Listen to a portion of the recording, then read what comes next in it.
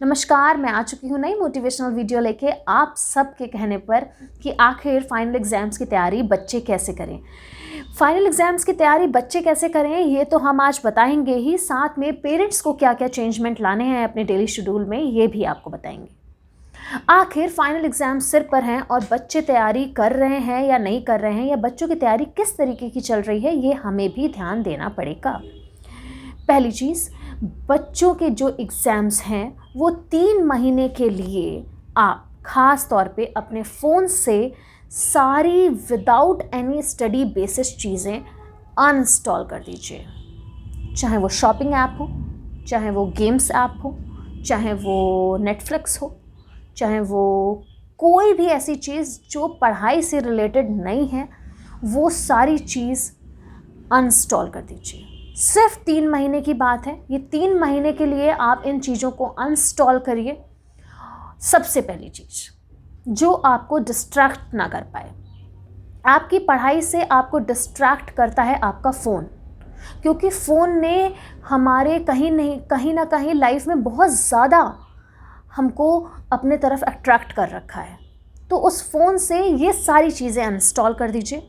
मैं पेरेंट्स से भी हार्डली रिक्वेस्टेड करूँगी कि आप पहले तो बच्चे के फ़ोन को जो रिलेटेड नहीं है उनके एग्ज़ाम से, जो उनके रिलेटेड उनके फ़ोन से नहीं है, स्टडी मटेरियल नहीं है, आप उसको अनइंस्टॉल करिए तुरंत।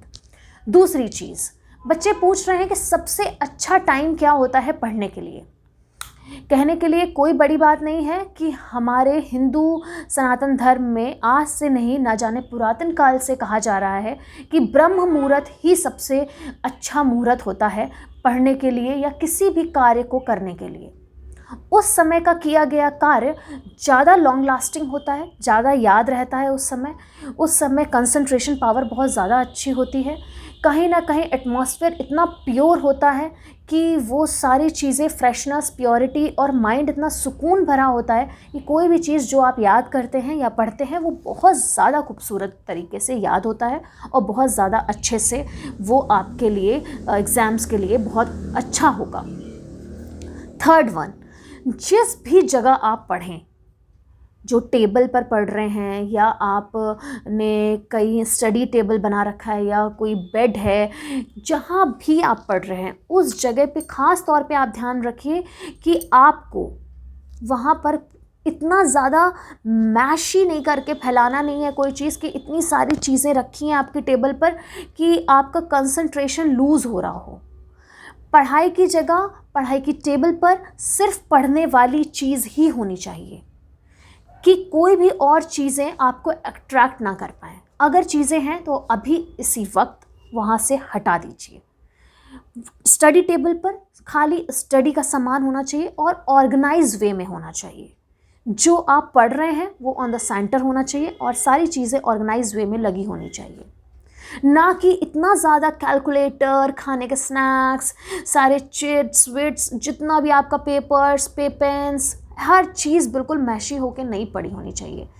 तो आपका कंसंट्रेशन पावर कहीं ना कहीं लूज़ होगा। अगर आपको कंसंट्रेशन पावर बढ़ाना है, आप अपने टेबल के आगे एक अच्छा सा टाइम टेबल प्लान आउट करिए, लगाइए, उस अकॉर्डिंग पढ़िए, उसी अकॉर्डिंग अपना रिवीजन करिए और अपने टेबल को क्लीन रखिए ताकि कंसंट्रेशन आपका लूज़ ना हो। और फोर्थ चीज़ कि आपको पढ़ते पढ़ते आपको बीच में टाइम टू टाइम ब्रेक्स भी लेना है। एक लॉन्ग स्टडी टाइम नहीं लेना है, क्योंकि हमारा दिमाग भी कहीं ना कहीं थक जाता है, हमें भी ब्रेक्स की नीड है। और उस ब्रेक में आप कुछ स्नैक्स वगैरह लीजिए, साथ में आउटडोर गेम्स को प्रेफर करिए प्लीज़। हार्डली रिक्वेस्टेड है पेरेंट्स से भी और बच्चों से भी, प्लीज़ घर में रहकर कुछ मत खेलिए, घर में मोबाइल और टीवी मत देखिए। कहीं ना कहीं आप पढ़ने में भी जोर लगा रहे हो, फिर आप अगर मोबाइल और टीवी देखोगे तो वो भी आपके माइंड पर असर करेगी। इसलिए टीवी और मोबाइल को अवॉइड कर दीजिए 3 मंथ्स के लिए और आप कहीं बाहर जाकर खेलिए। कोई बाहर जो आपके फेवरेट गेम्स हो उनको खेलिए।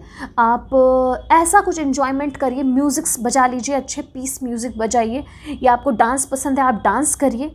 आपको जो चीज़ें पसंद हैं आउटडोर या इनडोर वो चीज़ आप करिए, ना कि मोबाइल और टीवी में कंसंट्रेशन लगाइए। Now last and least point है जो आपको खास तौर पे ध्यान रखना है, क्या कि आपको जो भी स्टडी कर रहे हो या जो भी आपने एग्ज़ाम्स दे रखे हैं पूरे ईयर में, first term, second term, third term, जो भी आपने दे रखे हैं, हाफ ईयरलीज सारे दे रखे, उन सब के पेपर निकालिए।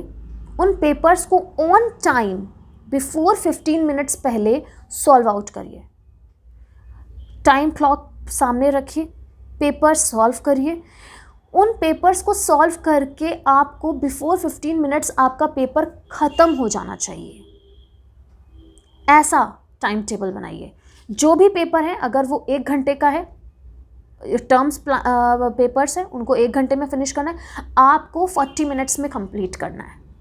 आपका 3 घंटे का पेपर है हाफ ईयरली वाला जो रखे हुए हैं, 3 इयर्स जो भी सॉल्वर पेपर्स हैं 3 आवर्स के, आपको उसको 2:45 में ख़त्म करना है, 2:40 में ख़त्म करना है। फिर 15 मिनट्स टू 20 मिनट्स आपको उसको ख़त्म कर देना है, फिनिश कर देना है, ना कि टाइम के अबव जाना है।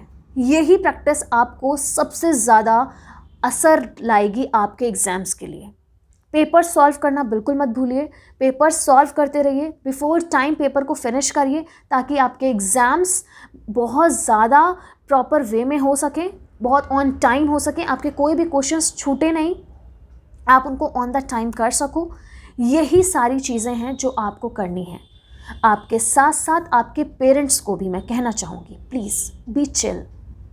एग्ज़ाम्स हैं, किसी भी एग्ज़ाम से ये नहीं कहा जा सकता उस बच्चे का फ्यूचर डिसाइड नहीं हो सकता, लेकिन आप उन्हें प्रेशर करके उनका एग्ज़ाम्स को और ज़्यादा ख़राब कर सकते हो। बच्चे ऑलरेडी बहुत टेंस्ड हैं, उनको बहुत लाइट एटमॉस्फेयर दीजिए, बहुत कूल एटमॉस्फेयर दीजिए, ताकि वो अपने एग्ज़ाम्स को 100% दे पाएँ, अपने आप को 100% दे पाएँ और वो मेंटली प्रेशराइज फील ना करें। कोई भी एग्ज़ाम किसी इंसान का फ्यूचर डिसाइड नहीं करता। धन्यवाद।